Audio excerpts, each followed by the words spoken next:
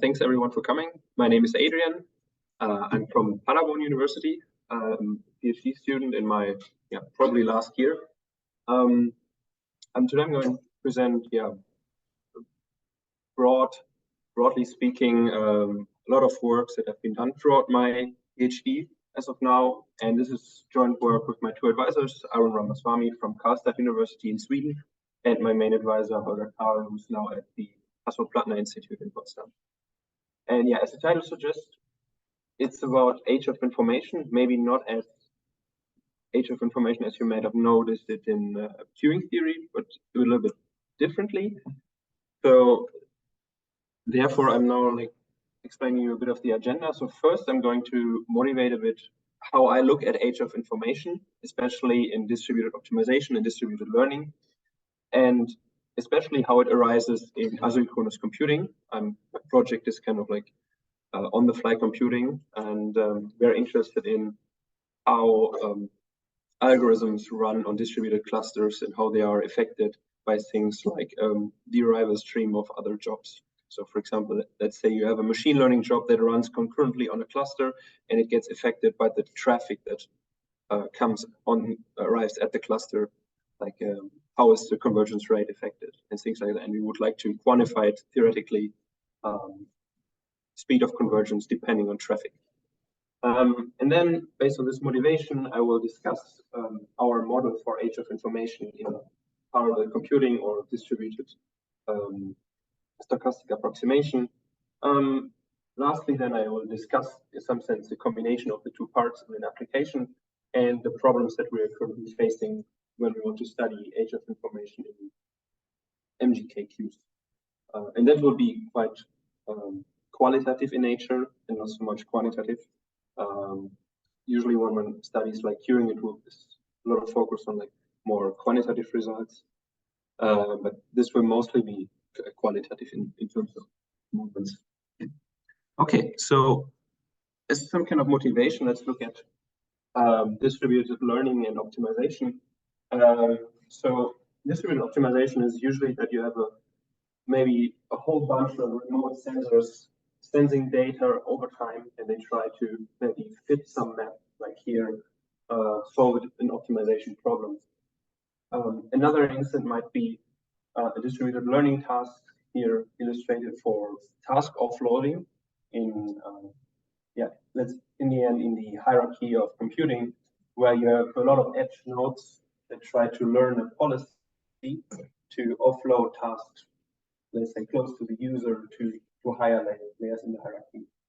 And these are examples for problems where you have limited amounts of resources like bandwidth, battery lifetime, and you would like to solve these problems in a distributed, decentralized manner, ideally under as much resource as possible. So you might also ask, okay, can you solve this problem under a minimum amount of resources? So in these scenarios, you will always see some kind of trade-off between communication and, let's say, things like convergence rate and coordination, meaning when you allow more communication, you might get better coordination, also depending on the connectivity of your system in the end. And what we are especially interested in is convergence rate. So to get an idea, we will not dive deeper into these scenarios. We look at it from a more abstract perspective. So now the other scenario which I'm most interested in is how now. So I guess it's kind of clear that when you now have really physical nodes that communicate, then the age of information that arises there is due to the physical communication, meaning how frequently they communicate and how frequently one node gets an update from another. And here, for example, the age of information might be a strategy picked by one offloading policy. And each of them have a strategy, and they might exchange strategies frequently to coordinate themselves. So now, how does age of information, for example, arise in computing? So this is an illustration of a master-worker system where you would like to solve a constrained or unconstrained optimization problem, here illustrated,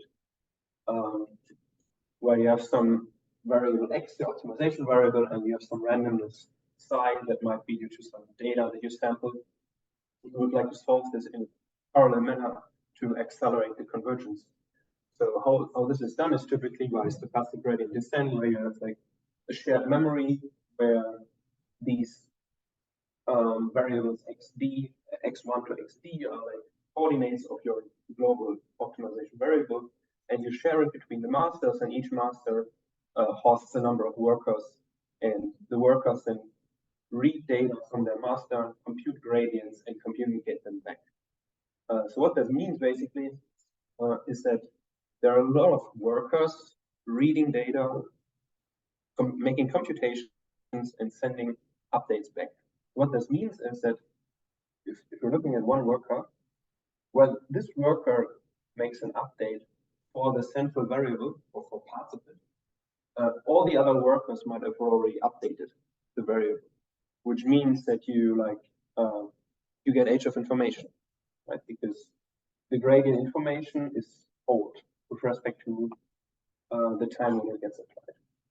So this is just a sketch of the asynchronous stochastic gradient descent.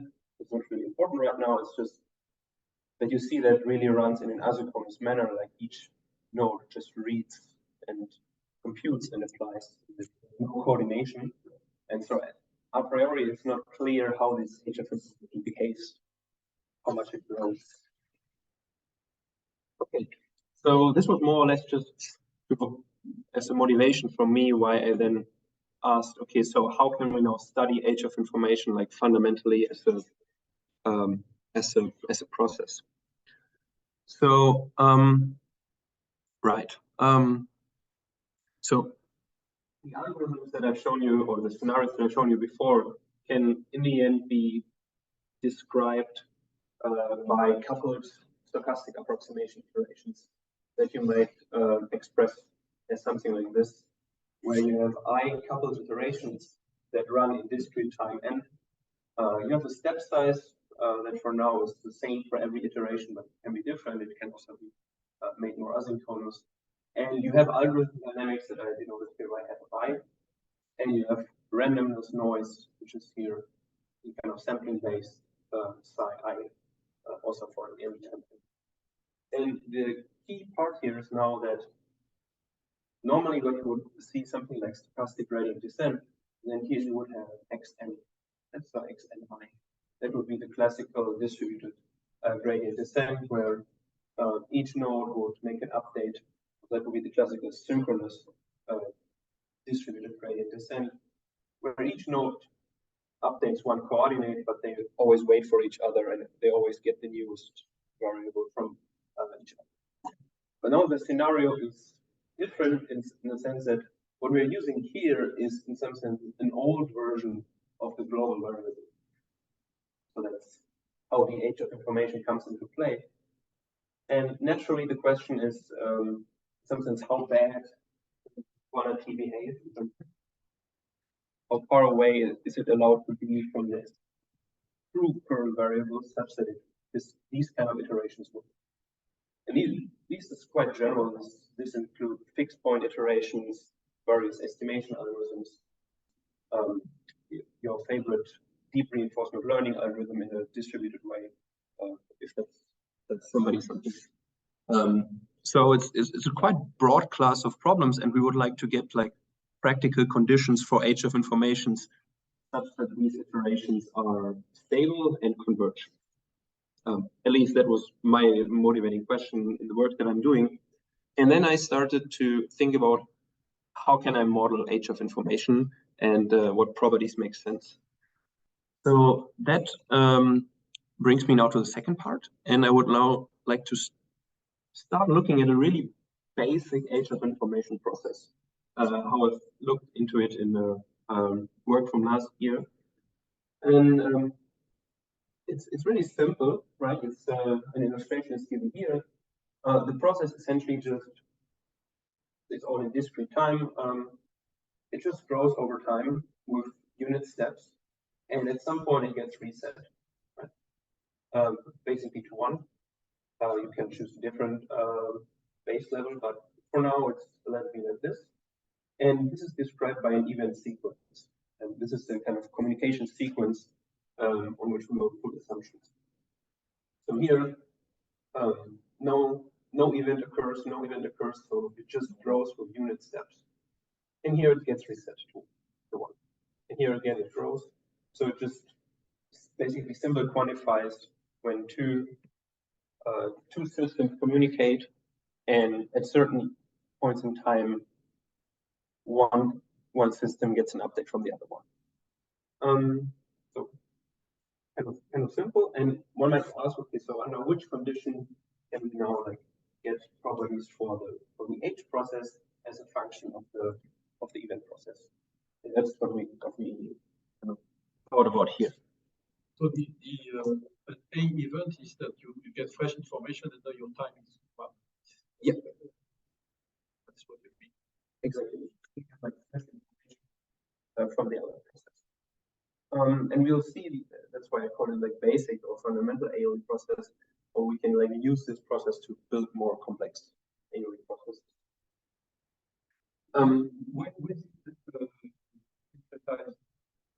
Would you have this in the continue as well? Yeah, so actually it makes totally sense in as just an arbitrary point process on the real line. Because from the perspective of like how it grows, it doesn't even matter how this is equally spaced. It just matter that there is some kind of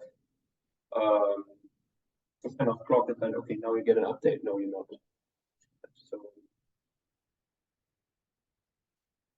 and we will look at it from the standard renewal process, right, in combination or a general point process that describes maybe the interarrival times. It's a perfect example, as we will see. Right, so what we proposed here is to only assume that this event sequence has some dependency decay over time, which we describe as strong mixing. So, as you mentioned, a lattice renewal process is a good example, which is a little bit more complicated. Because when you look at a lattice renewal process, you describe in this case, the lattice for simplicity, but you can look at it in continuous time. You describe the waiting times, the interarrival times. And here you see that it's not getting reset to 1 necessarily, depending on the waiting times. But you still have some kind of similar behavior that you can define this event process.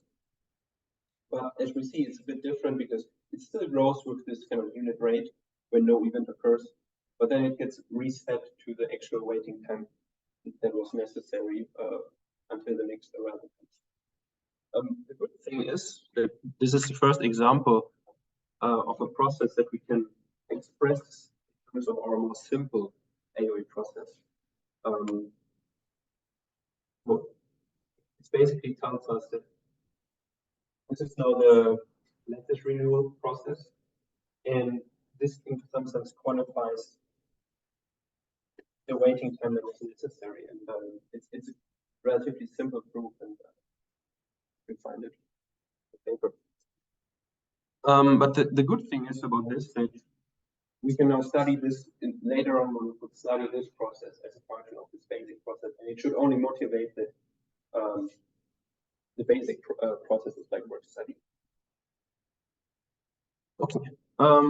So as another example, you might look at a simple SIRNR-based wireless communication model, where your event of successful communication is described by your SIRNR, depending on some scheduling policy, is above a certain threshold that you derive from your required data rate. So it's another example for a scenario where you might describe successful communication by a sequence of events. And now, as I told you, our assumption is basically that now this event sequence has a dependency decay property that we will describe as strong mixing. And intuitively, it basically just means that our expression for independence, when we look at the error between that occurs when there is no independence decays over the decays to zero as the separation of events gets larger.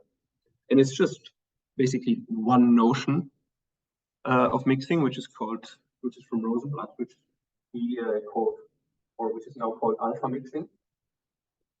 And it is described in terms of the information generated by a process until a certain time in related to the same process that generates information for a later point in time until infinity. So that is described here. Quick question: who has seen like alpha mixing as a definition as of now? Nobody? Okay, one. Okay, then let's quickly go through it. So we just have a probability space, and then we can define the simple measure of dependency, which is basically just the error between our definition of independence for two sub-sigma algebras. So that's the definition. And then, given a stochastic process, we can look at the information generated from some time L until some time P. So then, the alpha mixing coefficient is just defined as, and we're forgetting the supremum here, for given an n, we are looking at the information generated from 0 to L, and then from L plus n onwards to infinity. So there's a gap of n in between. And then we're taking the supremum because it may, in general, be a non-stationary process over all L's that are positive. If it's a stationary Markov process, the supremum actually goes away. So then the process is called alpha mixing if this coefficient goes to 0. Okay, so the nice thing is that Henry Burby showed in a relatively older paper that our example from our example 1, which were latest renewal processes, are alpha mixing. And there's also a precise way to calculate the mixing rate as in terms of the moments of the waiting time. And what we did is we looked at the SINR process, SINR model that I just showed you. And then you might ask, okay, under which kind of scheduling algorithms is this whole thing alpha mixing? And the answer is that you need to do some kind of tricks to retain the mixing property. So, but we defined there in the conference paper from last year a class of scheduling algorithms. When you combine it then with geometrically algorithmic motion, then again the A from the SINR model will be strongly mixing. So this is more or less a motivation why studying strong mixing as a model for communication is interesting, and I will later on discuss more examples, because what's quite nice is that for an arbitrary communication process, you can actually estimate this mixing rate and therefore draw conclusions for your age of information process. Of course. I mean, in the renewal example, I mean, if the times between events are multiple of 2 or something like that, you still have mixing, don't you have periodicity things that would. So are there some assumptions of the support of the renewal? Actually not. Actually not. There are only assumptions on the moments. So, for example, you need a second moment bounded such that the mixing rate is summable, and then there are, so it's like you always need like +1 in the order of the moments, and it is kind of related to the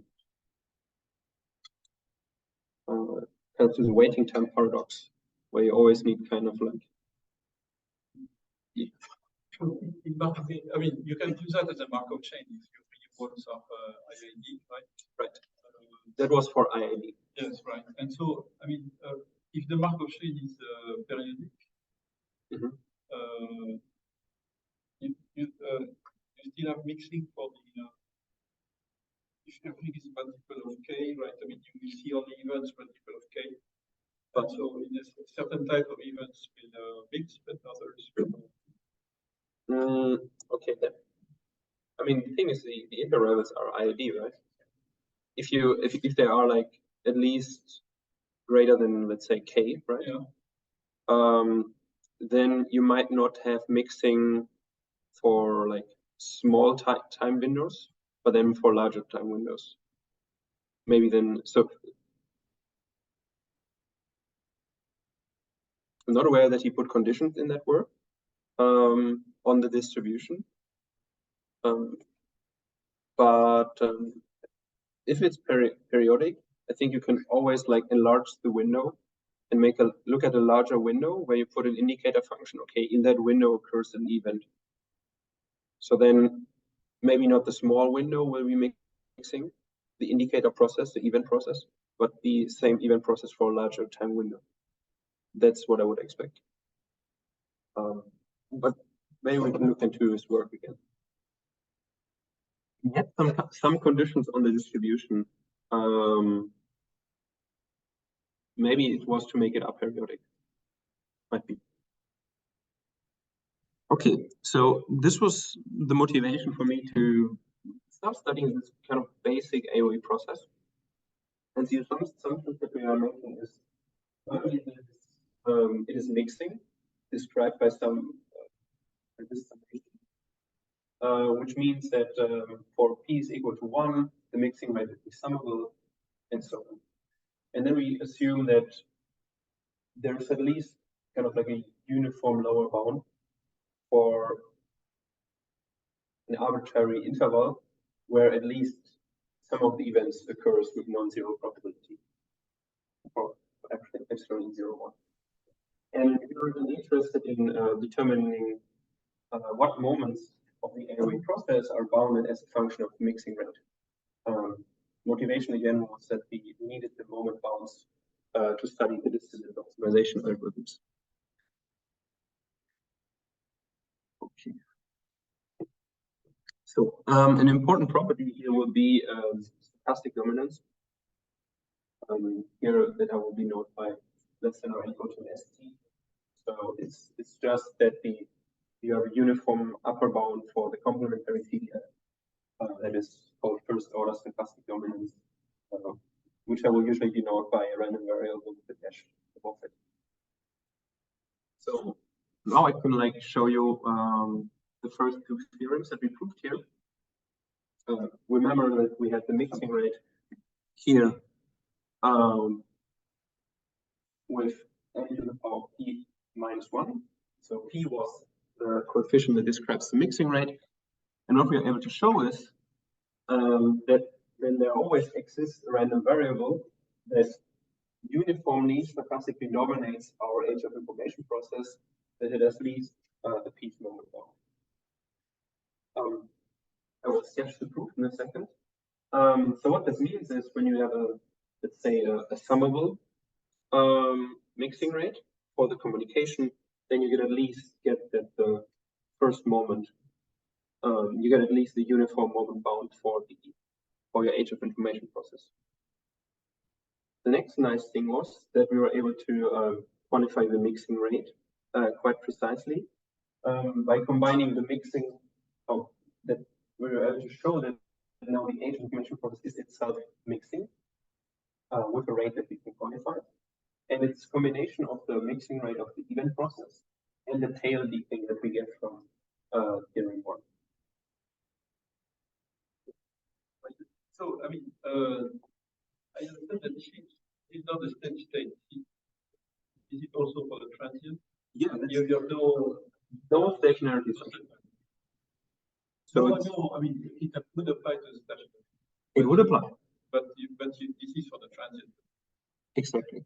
So the only kind of stationary assumption that we have here is that you need this kind of lower bound on the kind of like a success probability that at least holds for some interval kappa, right? So for some arbitrary large kappa, we need to look at successive events, and at least one of them in the interval needs to occur for all intervals with some lower bound. But in general, it could be non-stationary, but we need this lower bound. But you I mean, if I got it correctly, initially were an IID, were a renewal process, an IID thing, and yeah. Okay. And so then the age of information process itself had been steady yeah. as well, right? Exactly. And under common conditions. Yeah. And but the thing is that you want something which is uniform on the which works on the transient as well as on. And if you look at the last bound and just spell it out for the stationary, so what would it say? This one? Right, yeah. This says that, yeah, so we'll come to it actually. Okay. As a corollary to this. The mixing rate will be almost as fast. So here we have a mixing rate with P, and we can show that then this will be strongly mixing with a coefficient Q, where Q is less than P. So you can get like close to it, but you will never reach P. And that's when you like compute this out. Okay, so for theorem, let us know. I will try to prove this now for Q. I will now show how to prove this for Q less than P, because the most challenging part here is actually to get this moment for P. For Q less than P, it's quite intuitive because you have this mixing property. What's the probability that our age of information is greater than some m integer here? You just look at the last m events and check whether they are not curved, right? And you can then write this actually as an upper bound, this as an intersection of the events that at times in that interval, the same age of information process is above a certain AM. And you do this by, for instance, splitting the interval into smaller parts, and you add separation to it, right? You want to use this mixing property, and for this you need to separate the intervals. So you build a number of intervals. Here I choose as an example m intervals, and they are separated here by one time slot. And here we're just asking whether then the age of information is greater than 2 here. And then what you need to do is you need to increase the separation over time and this AM over time. And you can spell this out precisely. And then you get a bound for the CCDF. Here, for example, I choose this. You can show this with every delta is 0, 1. And then by appropriately choosing the delta, you get the result for every Q less than P. But the catch is that this bound there is not really, it's not the appropriate one to show the case Q equal P. You need an improved CCDF bound and then careful analysis of infinite series to show that it's actually true. Okay. So that was the theorem 1. Theorem 2 is also has a nice idea. We don't want to show that the age of information process is itself strongly mixing. And the idea is here to condition on the event that the age of information is below a certain level. Maybe in the interest of time, I'll not go into too much detail. But the key here is you basically just work with the definition of strong mixing. And we now want to get a uniform upper bound for these errors.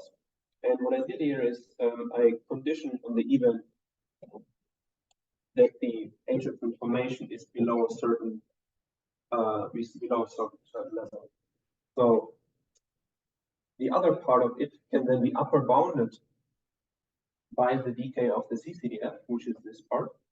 And then you look at these elements, and then there's then a key lemma that you need to show is that now looking at this events B that are from the tail of the sigma algebra generated by the process intersection with that the AOE process at time L plus M, so from this time is less than M, you can show, which is quite intuitive, that basically if you look at L plus M, if it is less than M, then this is an element of sigma L plus M minus M. So you need to show that, and then the rest is basically just applying the property. You get this, so you get this for all elements, and then you're done. For all elements, you then apply this here, and you get this minimum over the chosen time. And okay, so that was the question that you were asking.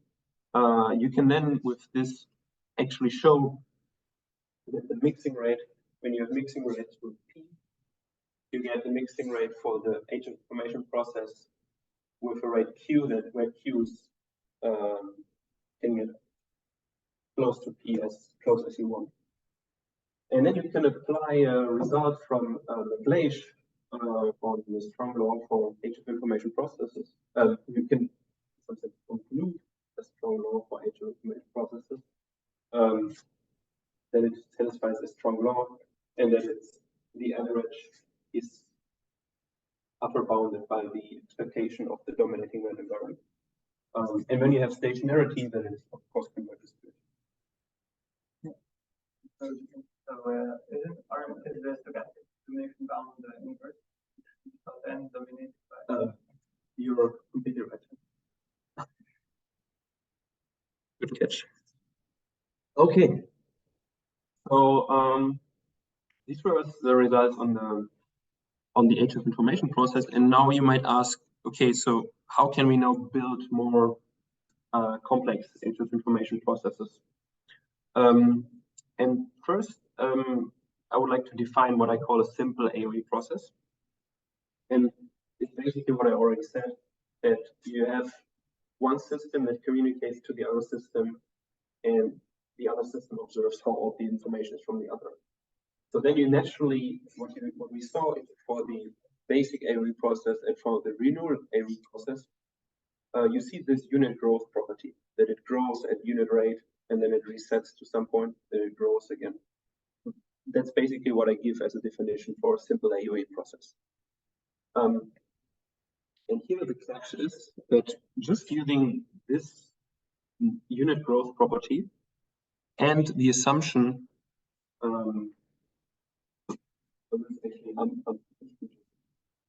submitted it a few weeks back. I thought it's nice to discuss it maybe. When you now just take this as a definition with this unit growth property, and you assume a moment bound that I just gave conditions for in terms of mixing, there's actually an error here. So let me just try it here. So the probability here is infinitely often. So it's probability that the agent information process is above this quantity infinitely often. So as you might know from Cantelli, actually. So it should be, sorry for the people online, maybe you can see the board. So it should be greater than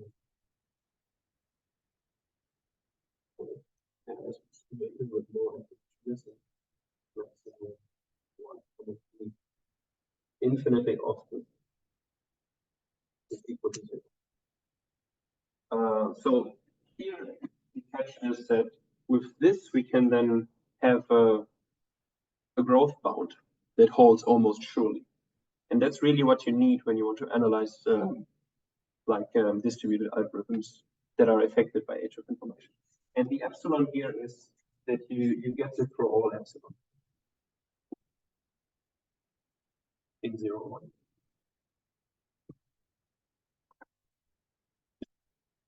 So the key is that this is a really nice property that we used in this work to prove stability and convergence of general distributed stochastic iterations, which is a new thing because we are able to do this then for arbitrary keys. Previously, it was only known when some moment above 1 was bounded, and now we are able to do it for moments less than 1, and even for 1 as well. Okay, but this was just like a bit to conclude the picture. Yes. Yeah. No, I understand that you cover cases which are you have no explanation. No. No, you have moment conditions which you, but it could be. I mean, the renewal could be evitated. That's exactly what happens here, right? Exactly. Not to reach that, otherwise, if you have expression moment logarithmically. Exactly. So, key motivation for us was to look at things like Pareto distributed servers that are really heavy-tailed. And then the key is really how we link to the Pareto. Exactly. So the motivation was that when you have a service that is, let's say, Pareto distributed, internet traffic or just traffic that arrive at a data center, how is, let's say, the coefficient of the Pareto distribution related to properties of algorithms that then run on the data center?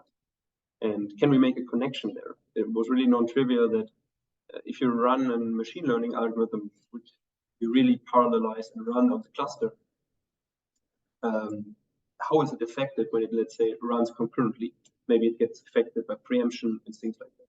So we're now able to start to, it's just basic models. Also, I will come to this. It's like the open problem at the end, because the model that we are now able to study for the clusters is still quite simple. But so, I mean, if you have this Pareto business, arrivals of your things, you still have mixing results. Mm-hmm. Okay, so this is linked to.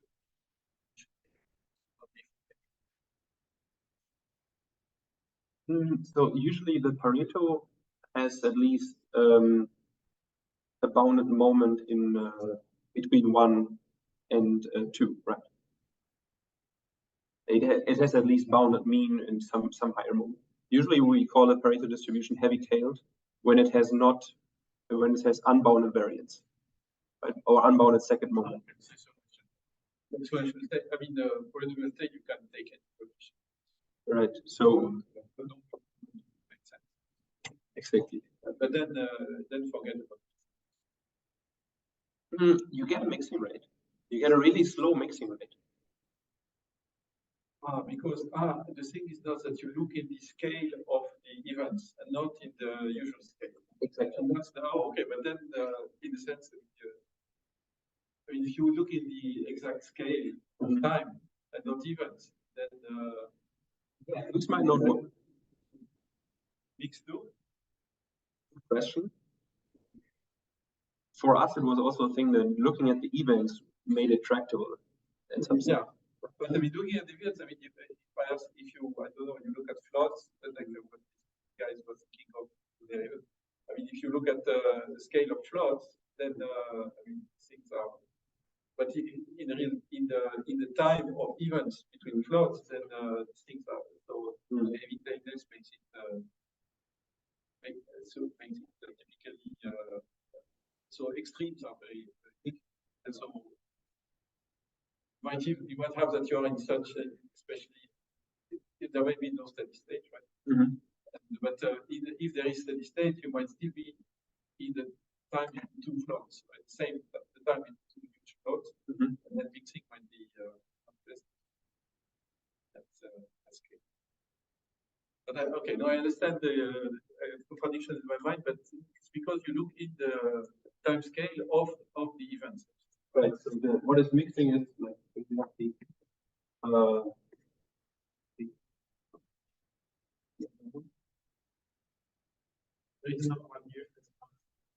There. As you mentioned, like when we have like these times, these, let's say, inter-arrival times, then this is A0, this is A1, A2. So this sequence is what we're looking at, this mixing. And we're trying to quantify when this is mixing. Exactly. So because that's for the optimization, that's what matters. Like when does information arise, and that it takes a long time to make one update is how much time it actually takes in real is for the optimization algorithm not really important. It's just important how often, let's say, others update the variable. Here we go. Okay, so just to complete the picture, so this was a simple AOE process. And what you might notice is that this is not the appropriate model for AOE that arises in the distributed computing setting.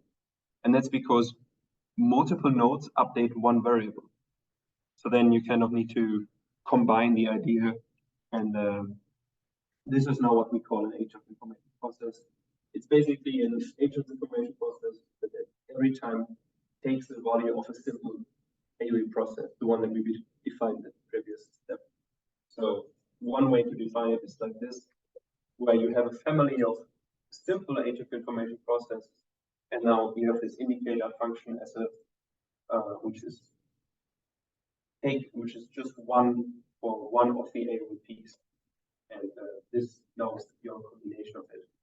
And the nice thing is that the property that I just showed you before translates to some appropriate condition, especially when the family is finite, then it's condition trivially holds. And the key point was that this is now a model that we can use for clusters, let's say. Okay, what's the time? Yeah, maybe I go a bit quicker now. So now I want to discuss quickly like the big picture here. What I was able now to like show in my PhD. So I was looking at these kind of algorithms, those stochastic approximation iterations under age of information.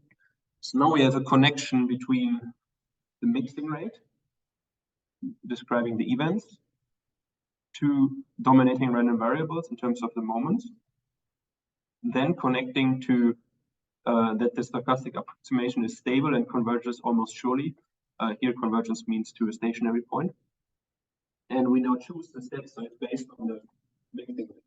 It's based on the moments, essentially based on the mixing. And which means when you mix faster, you have more freedom in terms of step size.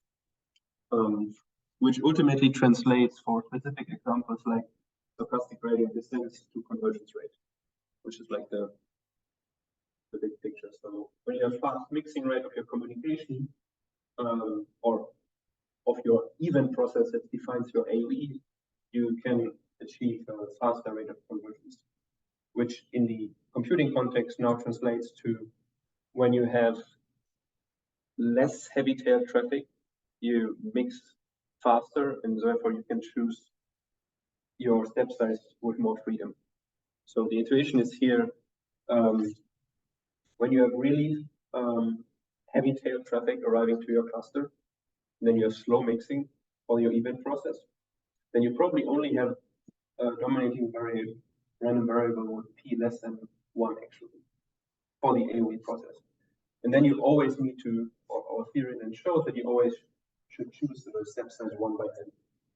The fastest that you can go here, as in terms of convergence rate, is the typical over 1 by log n. But I just only gave it for C rate. So it's a nice picture and the connection now between mixing and rate of convergence. So, but what's still a bit of a problem to us is to make a lot of these things precise for the asynchronous computing setting. And the problem is really here that it is unclear for us, for example, for first come first serve scheduling, to prove mixing properties for the arrival stream to individual nodes.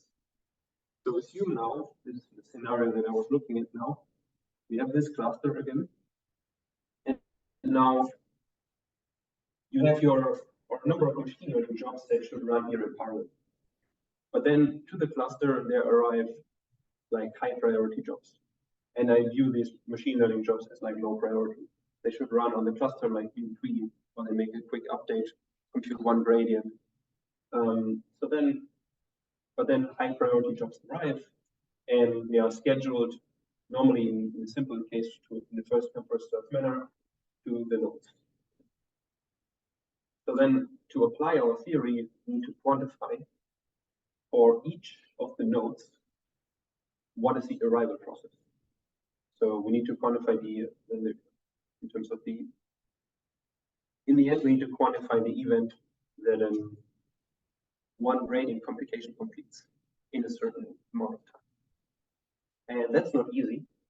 We were up until now only able to do it for random schedule in a sense. So what we're looking at is at a random schedule that kind of like emulates a first come first served schedule in terms of load. But we found it quite challenging to show what is the precise arrival and service process at each node under more sophisticated schedules, which is so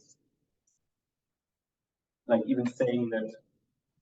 So for example, when you have when we look at the MGKQ, right, we have our macro process, then the arrival process at each node will be a distribution that is defined by summing up, right, the Poisson arrival times to arrival times. And while that is quite tractable, it's really not clear when you have an arbitrary service time process that is very strongly mixing. What is the service process at each node? So really not clear. And we hope to still make some progress here. But for random schedules, we were able to do it and in some sense make the conclusion that I showed you before for this kind of simple MGKQ model for random schedule.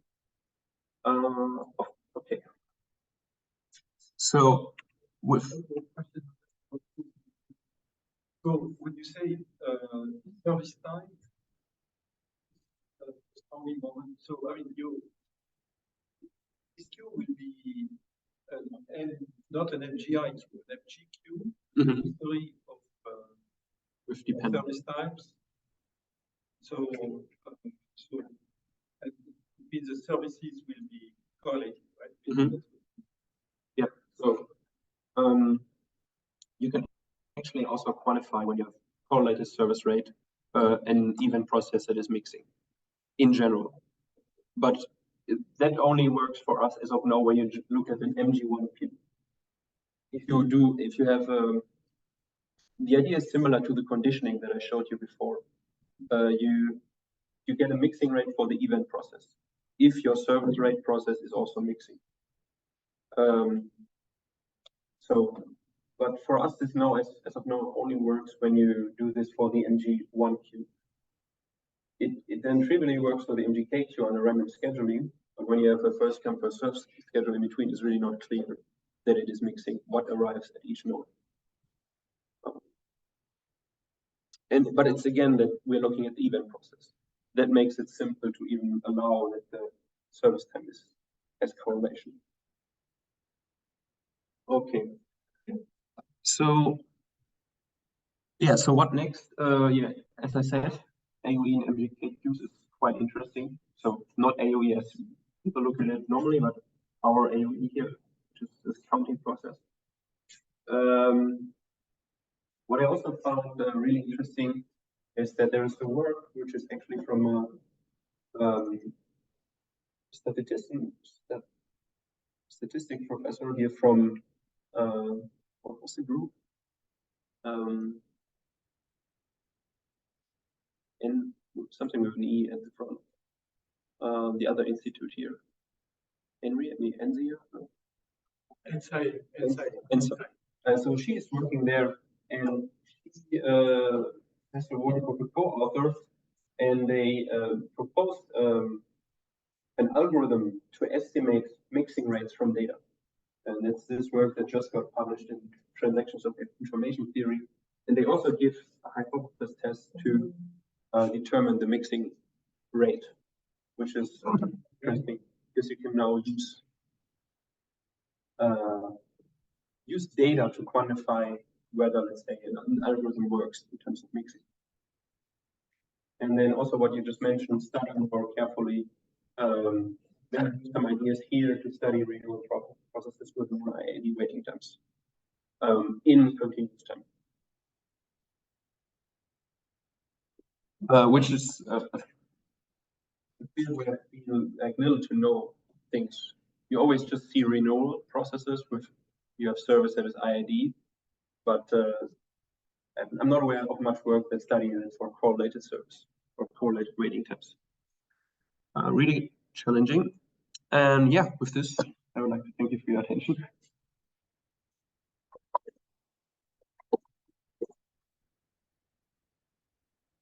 Any question in the room? To just understand what you mean by AOE engineering. So up to now, you have the renewal process. We're looking at this time scale of events, right? And finding this delta process, which you call the age of information. You have an MGKQ. What is the associated AOE process? Right. So let's think there about that you have. It's always with respect to a parallel computing algorithm that runs on it. So what I mean is that you have, let's say you have just one master iteration, and you think about your unconstrained optimization problem that is run with gradient descent, and now all the KQs compute updates in an asynchronous manner for the central global variable.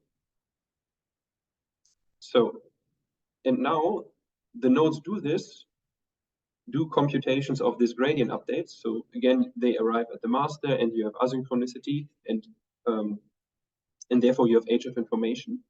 And in the MGKQ setting, now the computation of all the K nodes is affected by the arrivals.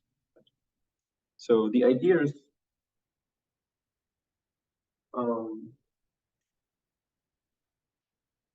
it's for now, it's a simple model. It's not. So we have the K servers, right? So 1 to K, and then we have and each of these K servers should compute updates for our optimization algorithm, like a typical machine learning task, and they run as low priority jobs, which means when now arrivals come, so we now have arrival, which are MG, and then we have a first come first served schedule, for example. We would like to look at this, and they are then scheduled to the nodes, right? So the question that they're asking, if this scheduling is done, or even let's not think about correlated traffic, even for some MMKQ, you do this kind of scheduling, and then here we have on each thing we have ML run as low priority jobs. So it's assuming beforehand we schedule these jobs to the service, and then concurrently the servers will process this arrival stream. So which means these kind of low priority jobs that maybe it's like a separate arrival stream. They get processed, and we are now asking, okay, how are they affected by this like high priority stream? That's a kind of question that we are asking, and we are as of now not able to do it for this, but only for random. It means the delay through the system will be the age of information, or the AOI will be the AOI that the master iteration sees. But it is linked to the delay. I mean, you schedule a job for, say, you said you want to compute the gradient with respect to this dimension, to this, okay, put that on server 1. Yep. there's a delay, and then you learn this information. Another thing has been computed on server K. It is not even by forward. These things get out of order, so maybe very much delayed. And you have to the master has to cope with that, right? With this no? Master actually does nothing. The master gets a gradient update and immediately applies it. Right? So it's because we want to have it with as little coordination as possible, because we are thinking about it in terms of like K is really large. K is like 300 machines, and we don't want coordination because that's the overhead that we want to avoid to really speed things up. So then from the KQ servers, right? Here is something it's the left-hand side of this. They are computing where, let's say, this is the central, this is the X. So here is the communication.